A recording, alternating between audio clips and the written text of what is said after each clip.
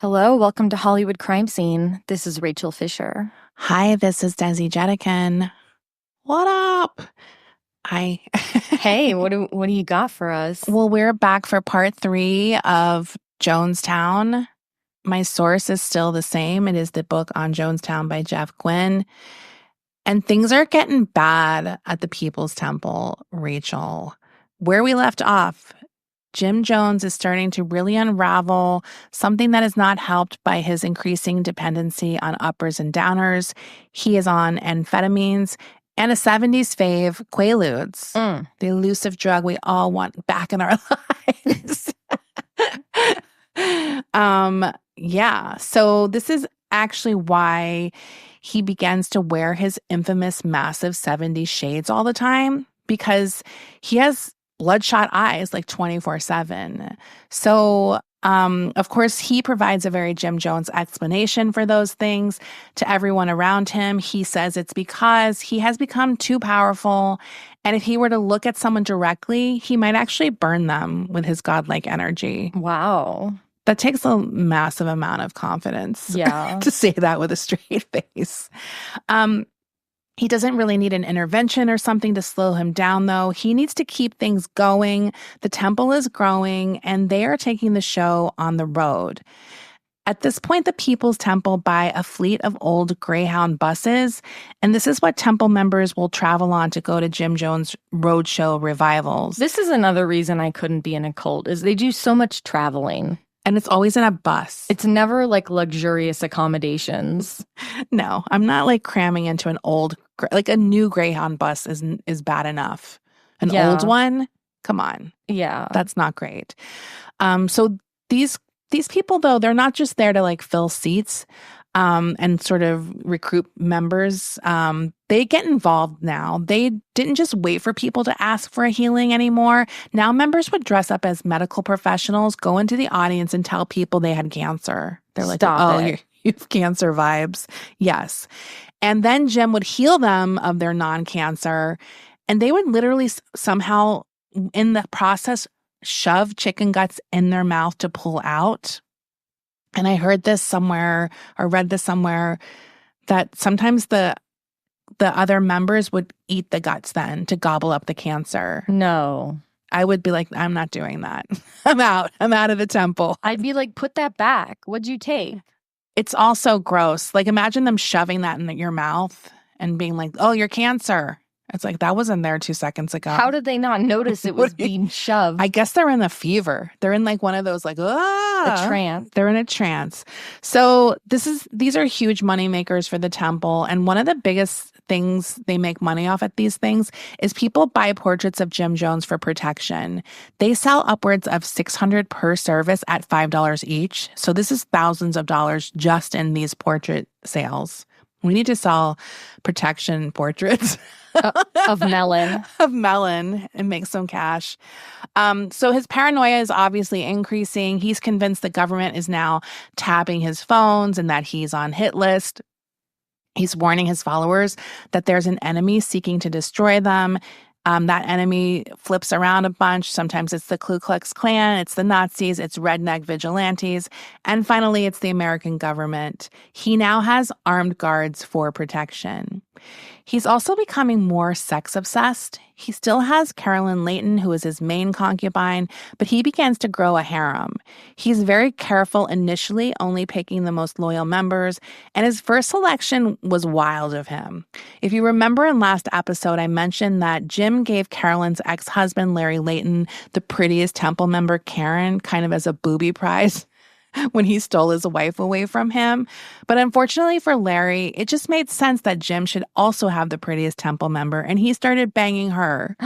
Poor Larry. He can't catch a break. It always comes down to sex with these cult leaders. Yes. They all have that moment where they're like, oh, and by the way, to get to Jesus or whatever, I have to fuck a bunch of young girls. Yes. Well, this affair was short and he moved on to the next. And it became so easy for him that he truly was like, damn, every woman literally wants me. Like, he started believing his own hype. He's not even hot. At all. I mean, he's not even borderline. Do you have a hot who do you think is like the hottest cult leader? That's a great question. I mean, don't think it's hard because their personalities are bad. Yeah. But just like if you had to go on looks, like maybe David Koresh. Desi.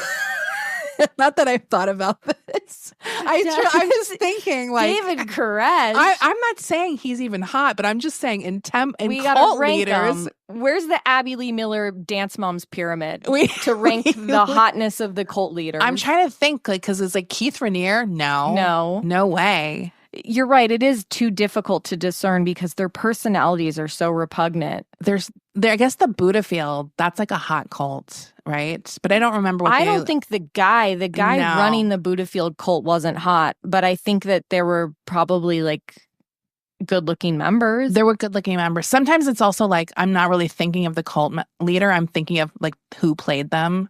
In like a TV movie, it was like maybe a hot actor playing David Koresh.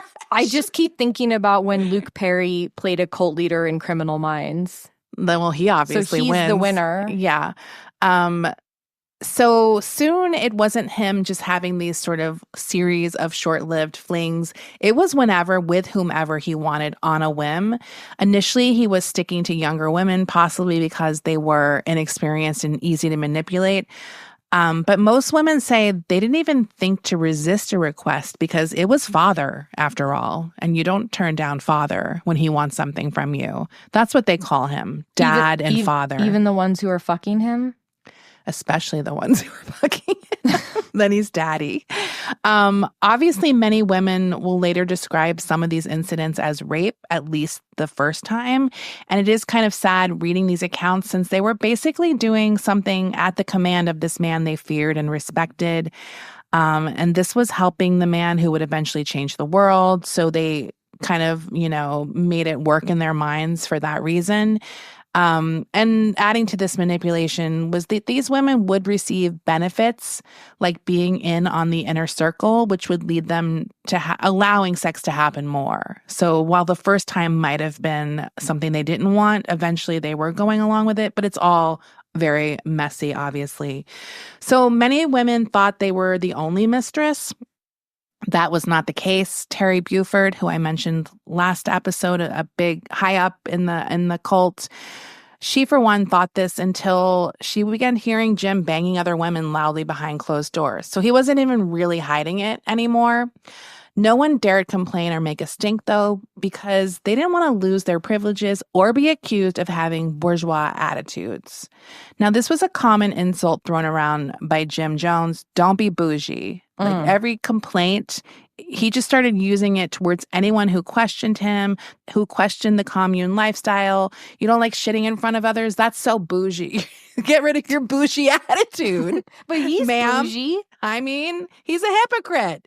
So this is definitely directed more at the members who were kind of the middle-class white people who joined for more social justice reasons, because a lot of the people who joined in this commune, it was an upgrade for them. We've talked about it last week. These were people who might have been runaways, living on the street, just getting out of prison, having an addiction issue.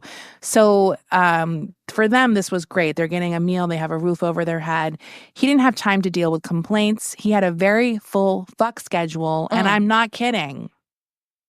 Now, we all remember sad Patty Cartmel, the woman who offered to fuck Jim, but he declared her too large. He did want to include her in his sex life somehow as a reward. He put her in charge of his fuck schedule. Wow. So she would keep up on who he was supposed to fuck and when. This is the saddest assignment ever. Patty, it's just as good as getting fucked. But Jones quickly moved beyond adult women. He raped a 14-year-old girl, leading to her family immediately leaving the temple. Jim pleaded for them to return. He was also making male members very uncomfortable. One newer young man said once after a sermon, Jim said to him out of the blue, "I'll fuck you in the ass if you want." The guy replied, "No thanks." Sorry. Imagine someone just saying that to you and that's like your church leader or whatever. Did he leave? Jim was like, "Well, if you ever want to, I can." Oh, okay. I mean, I guess he listened to the guy at least, not like the women. I don't know. That's crazy of him, though, because this is getting sloppy, right? This became a regular thing, though, to the point that men would start to warn newer male members to take a douche before Jim fucked them in the ass. This is like what you got told day one. So he's just fucking everybody. Well, he would not say he was bi. He would say he had to be all things to all people. And if some men needed to be fucked in the ass in order to solidify their loyalty, then it was all in the name of the cause.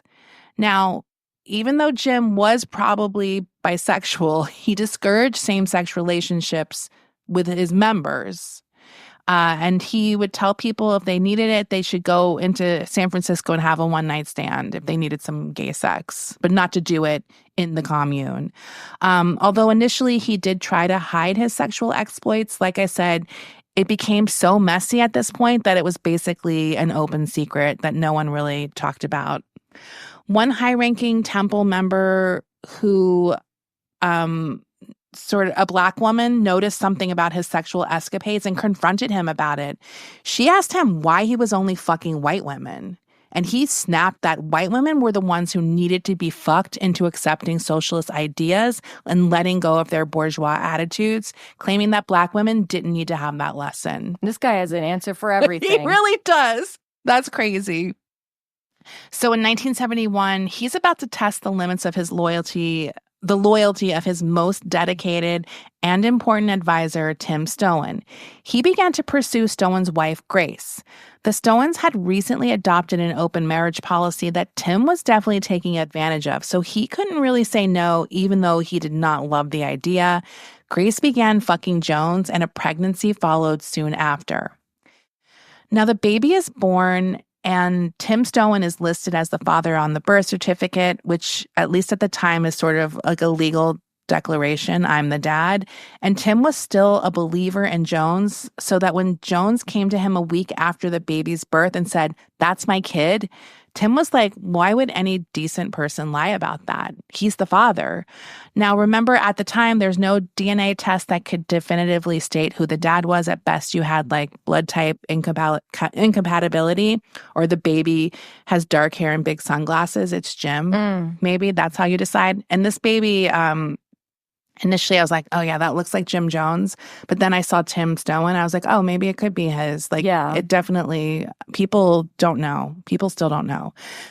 Jim agreed to let Tim raise the baby, but had Tim secretly write a letter stating, in fact, that Jim Jones is the dad. He also had Tim say he had begged Jim to sire this child since he was unable to impregnate his wife. Tim goes along with it because, in his opinion, it's not really legally binding, but he realized it was definitely something Jim could use to humiliate him in the future if he were to get out of line. Basically admitting, yeah, I let him fuck my wife, like, I guess would be humiliating. So for the time being, John Victor Stoen was his name, would be raised by Tim and Grace, but Jim would have unlimited access to him. Using the statement to put another person in their place, he had Marceline sign as a witness. So now she's like, oh, you're fucking another person after I let you have Carolyn.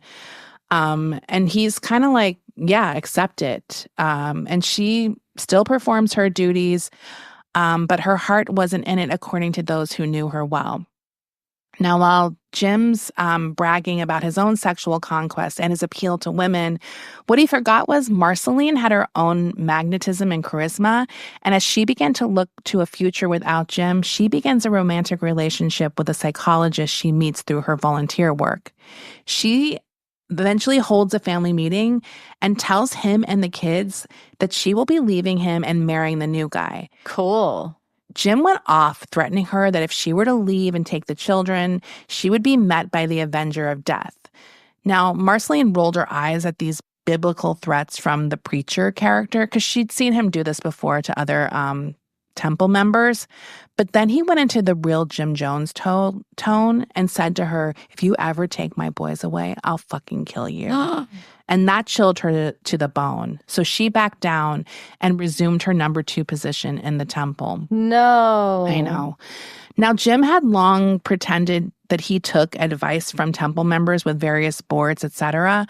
But in 1972, he creates something to replace the Board of Elders, a group that would help him monitor temple activities on every level, and this would become known as the Planning Commission, or the PC. Members included people like Terry Buford, the Stowens, Carolyn Layton, and Patty Cartmel. So this planning commission just begins to control the temple, all their activities, as well as the lives of the followers. Members who join the People's Temple at this point will be turning over all their assets to the church in exchange for free room and board. If they work outside the temple, they'll be turning over their income to be used for the community.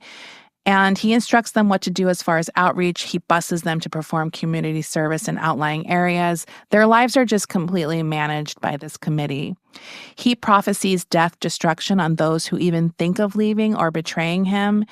And another important aspect of the PC was keeping an eye on members, monitoring their activities and loyalty, and dealing with them through punishment. Anyone who violated whatever rules Jim created would be punished. Jim would lead these PC meetings, keeping them for hours and hours and making sure they didn't have any inflection in their voice or gesture that indicated they weren't fully invested in what he was saying in the People's Temple. If they were bored with his speech, he would be like monitoring for it. This was not a comfortable meeting setting. People were on the floor. They weren't allowed to take bathroom breaks. Food and drink were forbidden.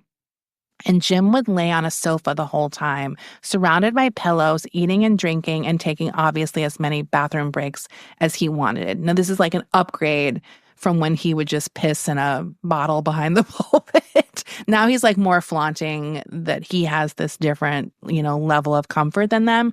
He also has an oxygen tank set up so he can get a little boost every once in a while. A boost? Is that what does oxygen do? He's like staying up all night in hour-long meetings. So he's just like fucking Dennis Hopper. But instead of nitrous, it's oxygen. Guess. It's like when you're at a casino and you're just like jacked. Does oxygen like revive you, I guess? Does he? I don't know. We got to ask a real scientist. I don't know. Anyway, everyone would struggle to stay engaged and interested, so they didn't set him off. Now, these meetings would quickly turn from temple business to conversations about Jim's favorite subject, sex. I'm sorry. Do you remember in must have been the early 2000s or the late 90s when people tried to make oxygen bars happen? Yes, that's what I was trying to think. Like, what was the deal with that? I don't think it did anything, because if it did something, then they would still be around. But do you remember that? Yes, because it was like this healthy kind of like oxygen bars. It makes you feel good. Or oxygen was so big in the 2000s, because wasn't there like oxygen infused things too? Yes, like everything, water, everything, and in your skincare. Yes. Everything was oxygen. Because it's one of those things where like, that sounds good. Yeah. Oxygen's great. We love need it. Yeah. That's why I was trying to like think like it must be some kind of like an IV. Does it give you like that? Ooh, or like one of those shots, B12 shot or something? Yeah. It's like have you ever put one of those breathe right strips on your nose? No. And you're just like, wow, my nasal passages are so clear. No, yeah, maybe. I mean, I must do a little boost for you. So Marceline, so I'm talking about now he's turning these meetings into sex. So everything's like business. He's like, okay, let's get down and dirty and start talking about sex. And people just, trying to please him, start saying things. And Marceline even gets up at one meeting and she announces, I guess to save face, she's like, everyone can fuck my husband now and I won't be mad about it. I'm just like so sad for her. Newer PC members are shocked when meetings turn from temple business and planning to discussions of who's fucking who. They're like, what is going on here? I'd be like, cool, let's go. I'm finally interested. So very soon after these meetings started, I mentioned they were going to be in charge of discipline. And they start implementing these disciplinary actions against members. Now, if you recall from last episode, and I mentioned it tonight, in this episode, temple recruits, there were a bunch of temple recruits who were ex-cons. They had trouble getting back into society, and Jim took them in and cured them of their criminal ways, I guess. But a lot of them started sliding back into some criminal activity. Much like other culty groups, let's say the Catholic Church, Jim decided it was best to deal with these crimes by not going to authorities, but handling it in-house. The PC would punish people who were caught stealing, dealing drugs, committing assaults with beatings. Sometimes these would be with a board or a rubber hose. More minor infractions were handled with a few paddles or putting someone on toilet duty. This worked pretty well, and people fell in line fast. Melon, I'm going to paddle you. I'm going to give you a paddle. He has not shut the fuck up this whole episode. Although the commune in Mendocino County was running well, Jim began to feel he had outgrown Redwood Valley. He looked to expand into bigger cities, in particular looking for ones with extreme racial strife, where there was a Black population desperate for equality and protection from a brutal police force, a city basically trapping them in their impoverished and marginalized situations. Los Angeles entered the chat. Yes. They're like, we got a police force that sucks. Here it is. Here we go. And he believes South Central Los Angeles to be a prime temple recruiting area. In the summer of 1972, he bought a church on South Alvarado Street. And every weekend now, he would fill the Greyhound buses up with members, drive to LA for 2 services. And these were full-on revival healings. But in addition to that, the temple also provided services post-revival, including practical help things like legal aid, medical care. They had social workers who would help with any government-related red tape or access to services. And they also provided meals. LA quickly became a real moneymaker for the temple. They were pulling in like $25,000 a week there, which is... Damn. That's a lot. So LA provided money, but it didn't get Jim what he really wanted, which was political power. And San Francisco was where Jim could finally become an actual power broker. We'll take a break here. Now, despite there being numerous Black churches in San Francisco, the leaders of those institutions weren't really using their pulpit to become this influential political entity by having this consolidated voting bloc, and Jim wanted to change that. It's hard to think that back in the day, churches weren't like these political entities like they are today. Yeah. That's like I think that happened in the 70s too, because I had seen a lot of shows about like the evangelicals turning into that political thing that didn't really exist before like the 70s. It's really crazy. So the temple purchases a building in the Fillmore district, which at the time was predominantly Black area and was about to change due to an urban redevelopment plan that would push those residents out. That was another thing that blew my mind because my nieces live in that area. Yeah. In San Francisco. And apparently it was like this very jazz, they had a ton of jazz clubs and like, oh yeah, just completely has changed. Like, yeah, it's crazy. So Jones quickly began poaching members from other churches, and obviously they weren't too happy about it.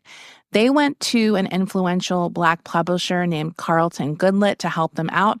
And much to their dismay, they discovered that he was already on board with the temple. Now, Carlton was very well connected in the Bay Area and brought another influential relationship Jim's way, State Assembly member Willie Brown. Now, these 2 Black leaders had long been frustrated by the Black church leaders' inability to wield their influence over the 13% Black population in San Francisco.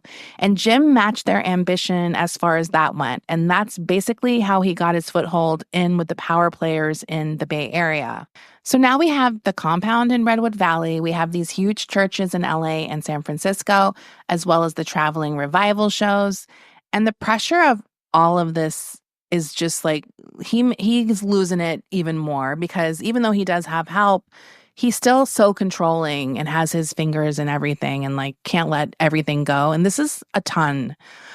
He continues to hold 2 types of meetings. He has his more typical church deal for the noobs and the closed meetings for the OG loyalist.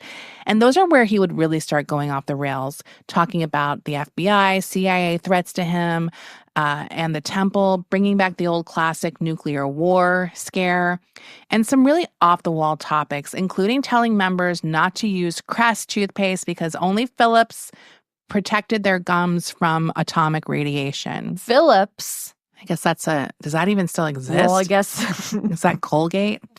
Well, guess which brand is still here, Jim Jones? Yeah. He's like, windmills, they're killing the birds, they're eating the dogs. He's going off. So it's around this time that Jim stages another assassination attempt. In the Redwood Valley compound, 3 booms are heard, like a rifle boom shot, and members ran to find Jim slouched in the parking lot, red stains all over his yellow shirt. They see Jim point in the direction of where the shooter was, and then he collapses, seemingly dead. And members are like, what? They run into the forest to look for the shooter. And hours later, Jim shows up at the meeting claiming he had healed himself. Stop it. Yes. I hate this guy. He's an asshole.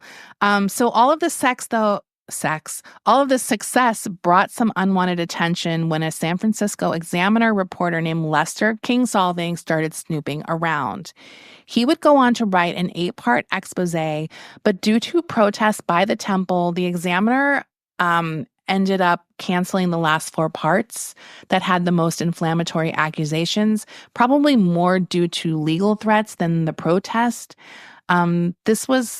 This expose was really looking into these fake revival healing sessions. Okay. And kind of, that was sort of their angle. So like the last 4 parts were like, oh, and he's fucking everyone. Yeah. Including minors. Just like, I don't know. I don't even think he got that far. I think he was just looking into the revival stuff and like, what's going on here? Like, people still weren't quite sure what was happening.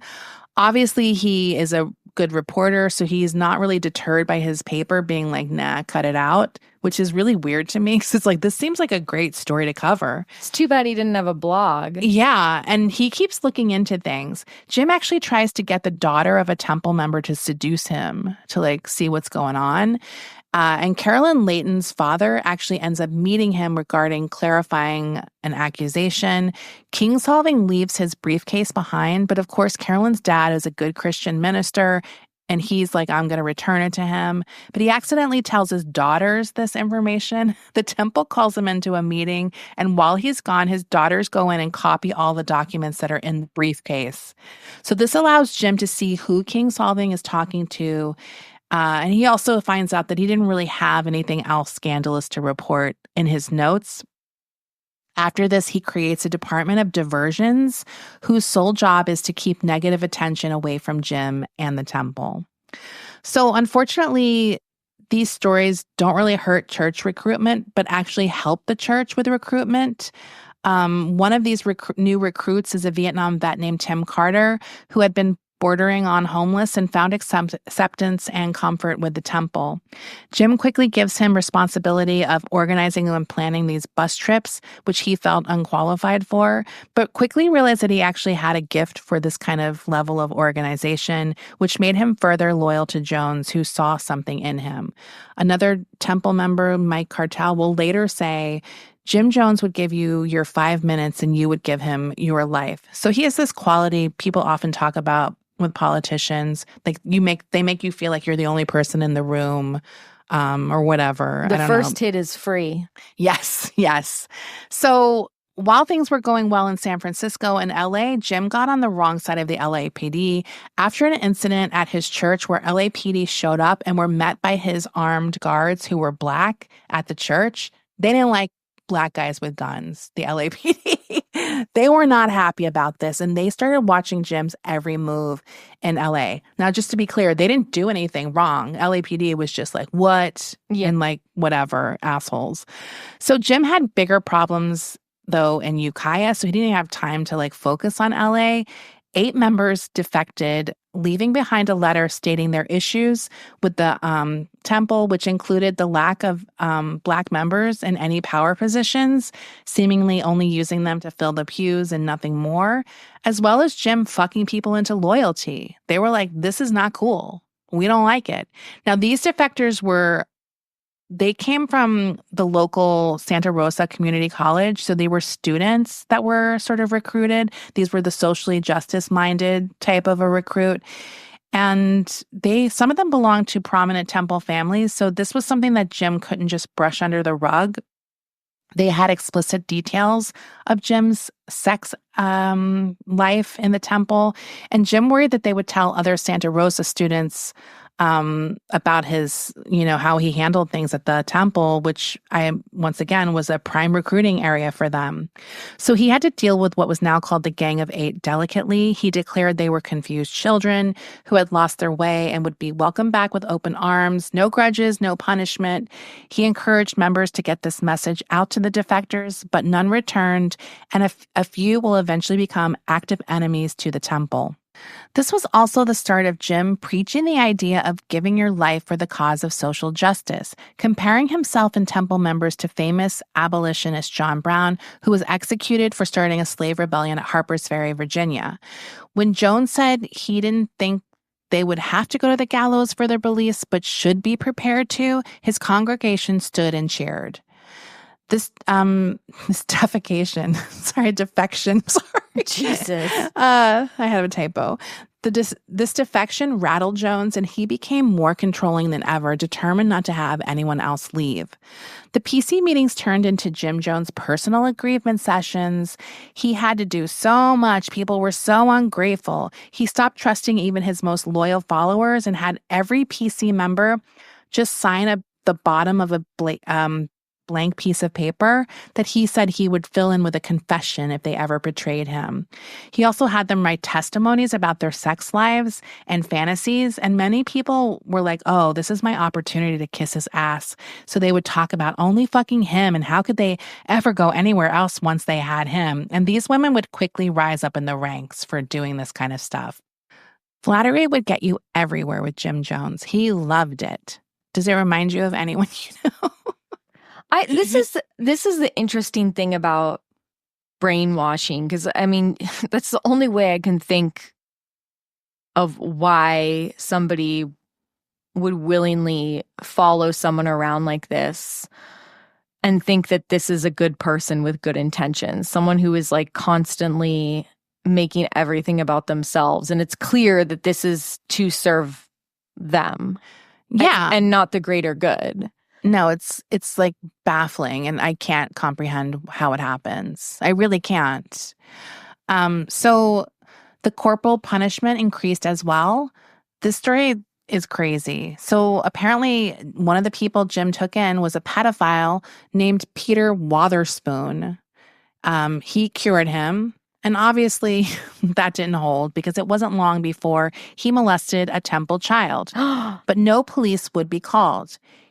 This pedophile was instructed to strip naked, lay his genitals on a table, and Jim's chief henchman, whose name was Jim Beam, not the liquor, proceeded to beat the shit out of his dick and balls. All right, let's hear him out. Yeah, he ate with this one. They beat the dick and balls so long that they were swollen up to 4 times the size, and he had to catheters to urinate. Like, he had to have a catheter to piss.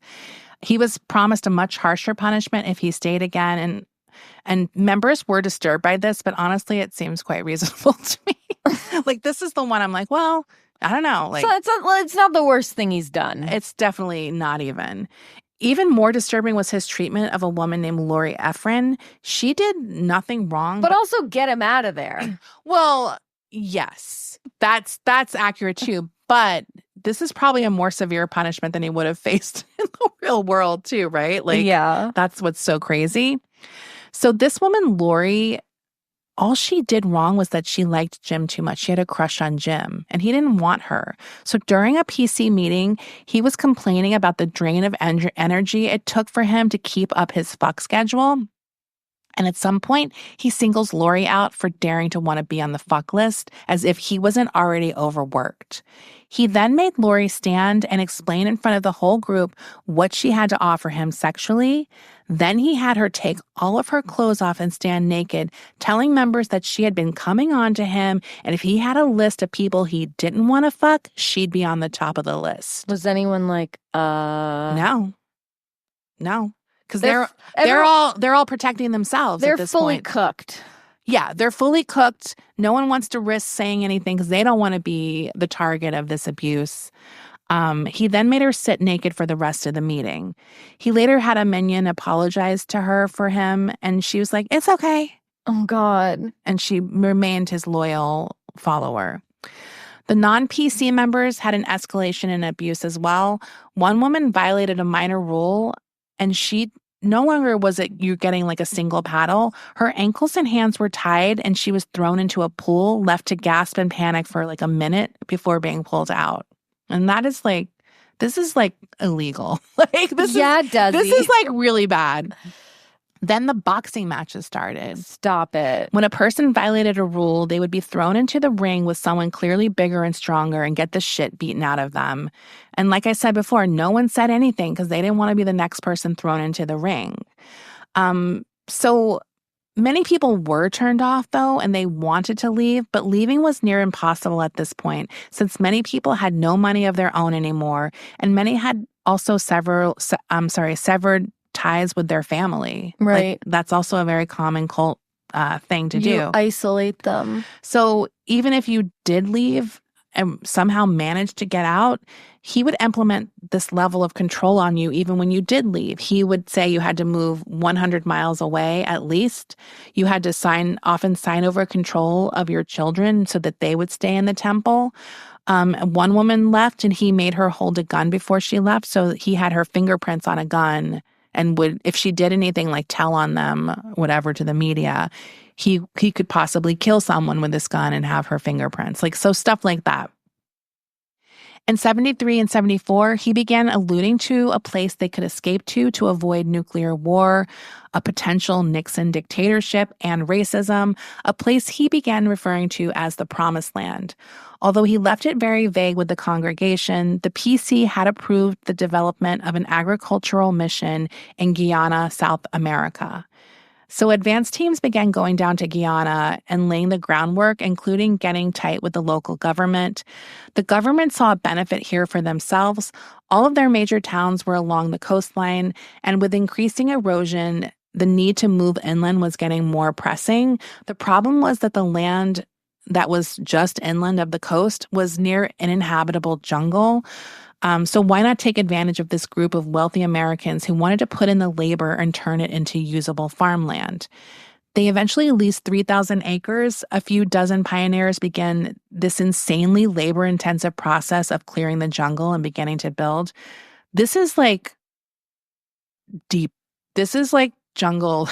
There's covers on the ground, there's covers above, there's canopies. Yeah. It is it's untouched. Thick. It is thick. And when you get below whatever is lying on the ground, it's like 2 feet of mud that you have to kind of remove as well before you can even start thinking about farming or building. An insane amount of development. Yes. And okay. And these are not people who know what they're doing. That's what I was going to ask. The People's Temple are the construction workers. They're the developers. They're the developers. And some of them are from Indiana, old school members. So they did have farming experience, but it's not the same thing. This is literally turning land into usable land. Do you know what I mean? That isn't usable right now at all. Right. So, and they're doing it for free. Basically. And this is I just want to reiterate, this is grueling work. It is crazy what they're doing.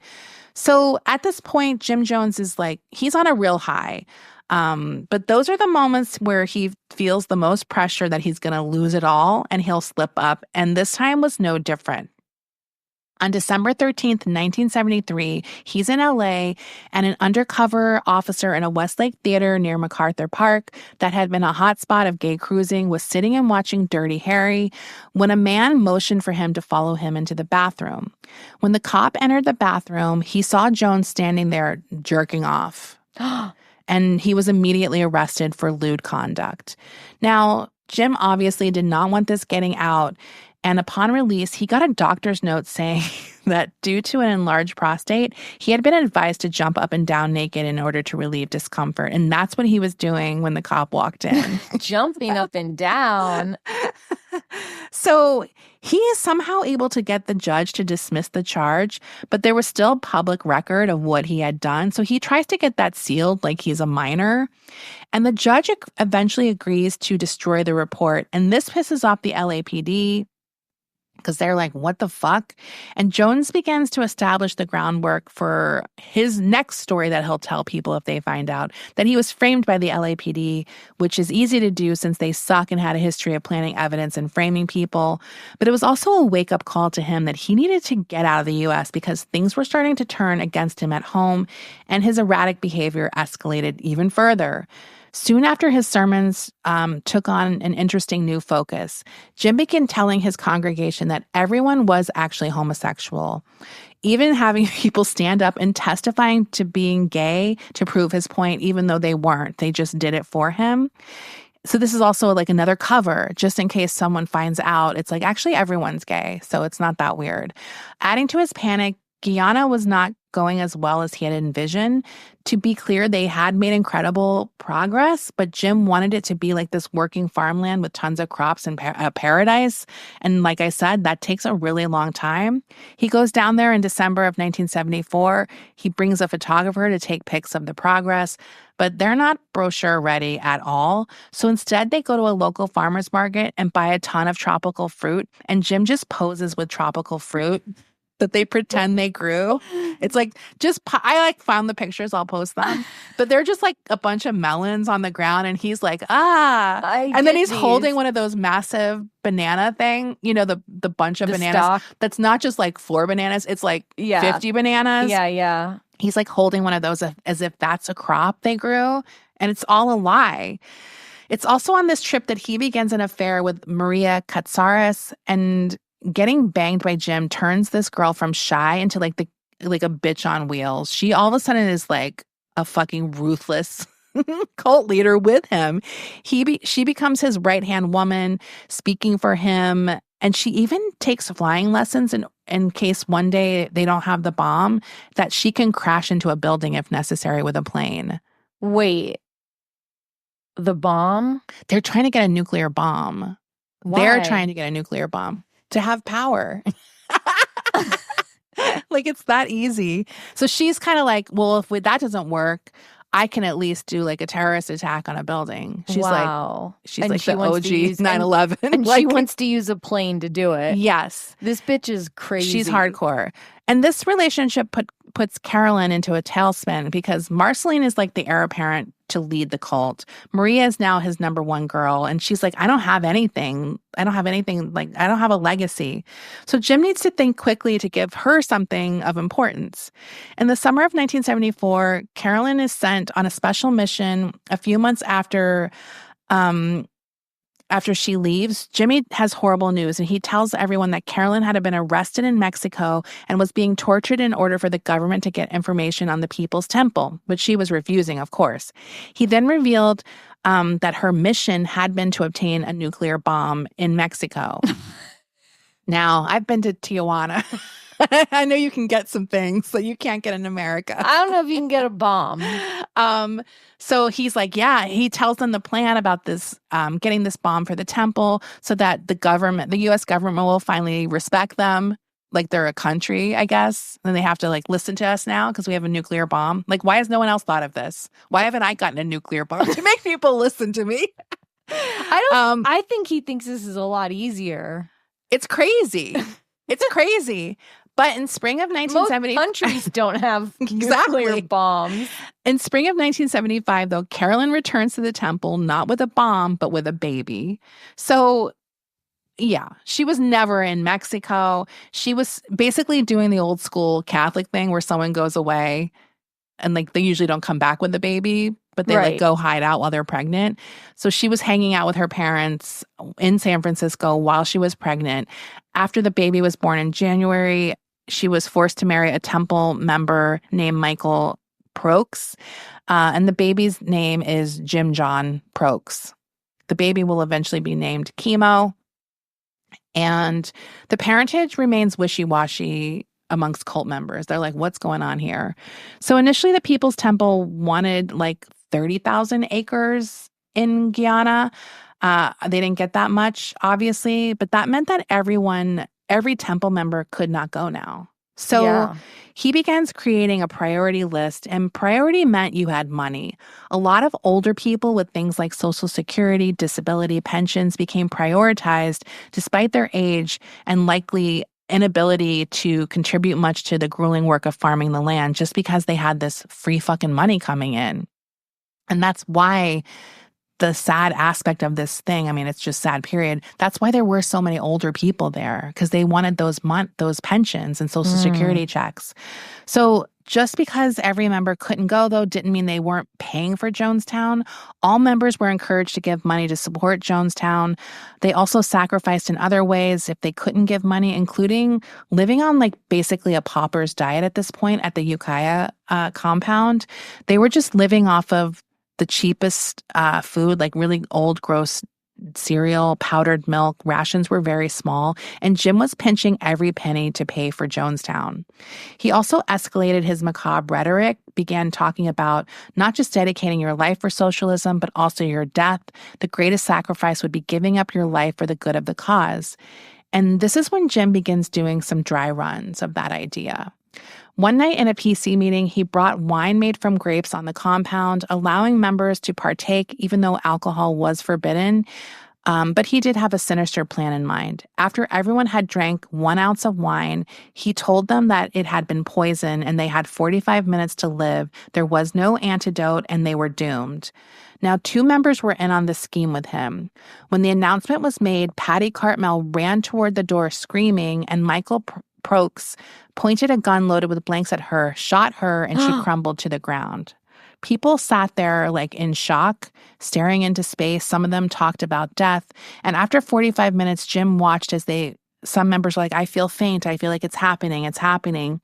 He then told them there had been no poison. It had been a loyalty test. Terry Buford would later say that night did prove their loyalty, but it also proved something else to her looking back. Anytime someone wants to do a loyalty test, I'm out. I don't care what it is. If they frame it as a loyalty test, bye. That's someone you should not be loyal to. Yeah. That's crazy. Especially if it's this. I'm just like, yeah, this is gross. So Terry Buford later said that she believes that Jim already had the intention or was strongly considering the possibility of killing them all in Guyana. Like at that point, that was already his plan. So another longtime family defected at this point from the church, but before Jim could spiral about the fallout of that, he got a call from Willie Brown, who wanted Jim to meet with George Moscone, who was in a close election for mayor of San Francisco. Now, Moscone at the time was up against Dianne Feinstein, who was the centrist, and a man named John Barbagelata, the conservative Republican, an Italian. Barbagelata. That's a great name. I love it. So this is one of those elections where one candidate has to hit 50%, or then there's a runoff between the top two. Yes. Moscone did not hit 50%, and he's in a runoff now with John Barbagelata, who was the second place vote getter. Now, normally Moscone would win easily. San Francisco, even back then, was a pretty liberal town. But Barbagelata had been running on a very winning message called Take Our City Back. Oh, my God. So this shit has been going on forever. This is where Jones was finally able to get his coalition together and get himself the influence and respect that he wanted. Not only did he provide Moscone with hundreds of volunteers, but he was also able to wrangle the votes that led to a razor-thin victory for Moscone of just 4,400 votes. So the Republican immediately accused the People's Temple of fraudulent voting. These accusations were investigated and went nowhere. And Moscone called Jim personally to thank him for his help, recognizing that his effort was what made a huge difference.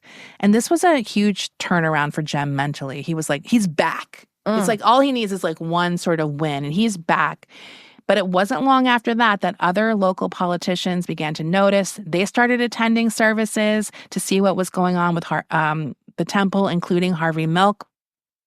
Temple members were like jazzed by this. They're like, we're validated. Local politicians want our support. And he's like, is he cleaning up all these sermons? The public ones have always been clean. Like, right. They're not like no weirdo things are happening. No, this is just like typical church type shit. Right. Like if there is social justice mentioned, it's in line with that kind of stuff, not too radical. But that's not like the weird stuff. The weird stuff is like, I'm pissing at the pulpit. That's all the private PC meetings mostly. Yeah. And like he's a little more unhinged with some of the other longtime members, but these are all perfectly in line with normal church kind of stuff. Even Angela Davis was showing up. Wow. So he was getting a lot of validation here. But his euphoria didn't last long because with political success comes political enemies and disappointment. He did get like the chairman of the San Francisco Housing Authority Commission, like he got some kind of little thing, but that was not exactly what he wanted and that had no real power. He was like, Moscone is not doing enough for me. And he's like, and he needs to thank the temple more. This lack of appointment or respect really was a downer for members, and Jim obviously was losing it. The more he lost it, the more people got fed up. People started defecting, the largest at that time being Grace Stoen, who was the mother of John Victor. She was allowed to leave, but agreed to let her son stay. And Tim Stoen wanted to leave as well, but he was kind of like, I can't leave my son. And he thought of that as his son still behind. So he basically stayed there just to protect the child. I don't know why the mom didn't have that goal, but she didn't. Now, People's Temple started becoming very Scientology at this point. When it came to defectors, they were like tracking them down. They were spying on them, confronting them, threatening them. Like it was really difficult to leave this organization. Families were being split up. Like some wives would leave and husbands would stay, kids would stay, and the dads would leave. Like, so it was really bad. A woman named Joyce Shaw defects while her husband, Bob Houston, stays behind. He desperately pleads for her to come back. She refuses. And shortly after that, on October 5th, 1975, Bob was found dead, lying on train tracks, apparently having been crushed by a passing train. Now, the theory presented was that he got sleepy and decided to nap on train tracks. And didn't wake up when a train was coming. You never nap on a train track. Who would do that? Now, obviously, this scared people because Jim was always threatening people. If they were even thinking of defecting, bad things might happen to them, or their loved ones could also face horrible consequences. So Bob's death was widely considered sending a signal that if you don't want this to happen to you, don't fucking leave. And this death, like, obviously just didn't make sense to people, but they didn't say anything. Now, one person who it really didn't make sense for was Bob's father, a man named Sam Houston, who was a photographer for the AP and was a close friend with Congressman Leo Ryan, who represented a large part of the Bay Area. He promised Sam he would look into the People's Temple when time permitted, figuring that he had so many constituents wrapped up in the temple, it only made sense for him to investigate further at some point. In 1976, ended up being a very positive year, though, overall for Jim. He finally got some good press, courtesy of San Francisco Chronicle writer Herb Caen. The temple was doing well financially and slightly politically, despite his disappointment. He even had a meeting with future First Lady Rosalynn Carter on the campaign trail. And this poor woman has a bad track record of taking pics with bad guys. Yeah. Because she famously also has a picture with John Wayne Gacy. Yeah. I don't know of any other ones, but that's not good. That's two of the worst, two of the worst to ever do it. Yeah.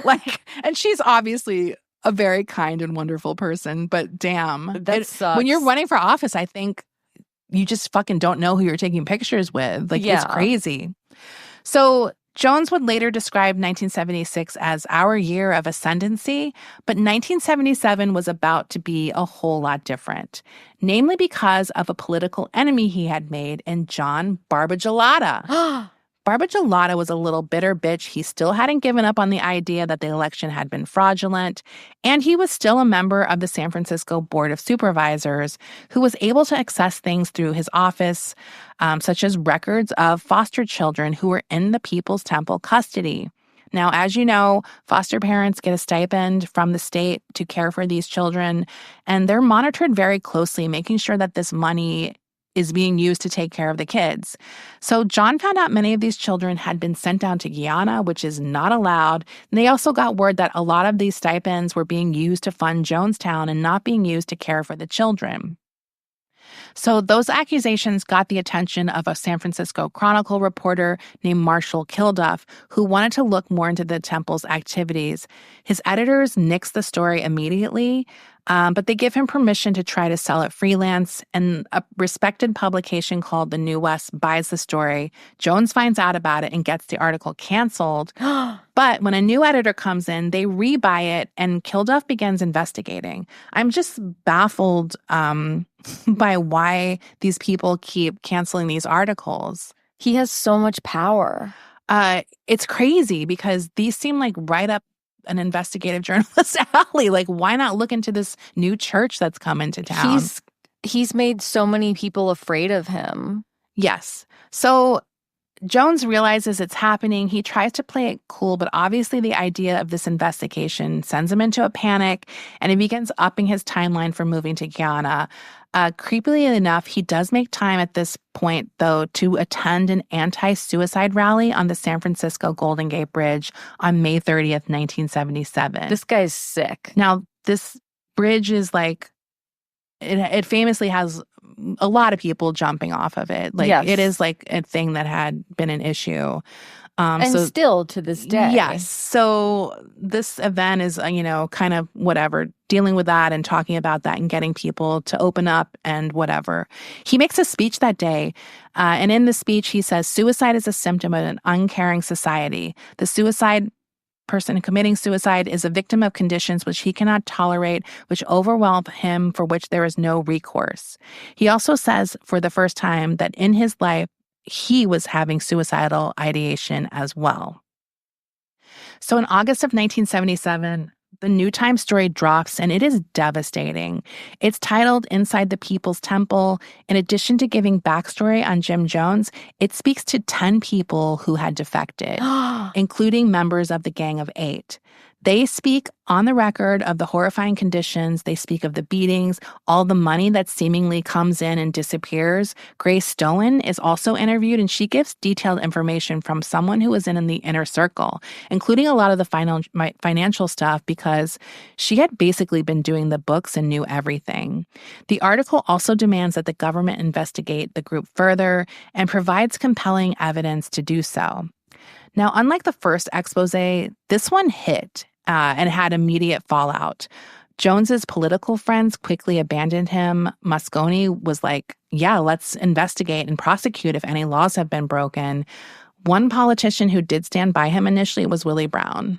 Oh, wow. I have no idea why, but it could have just been, he was close to a lot of the church members. I have no idea.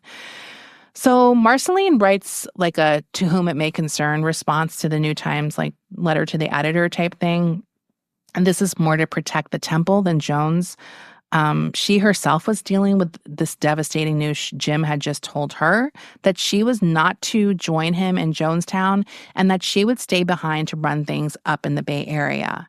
In the summer of 1977, Jim leaves for Guyana and would never return. And that's where we will leave off this week.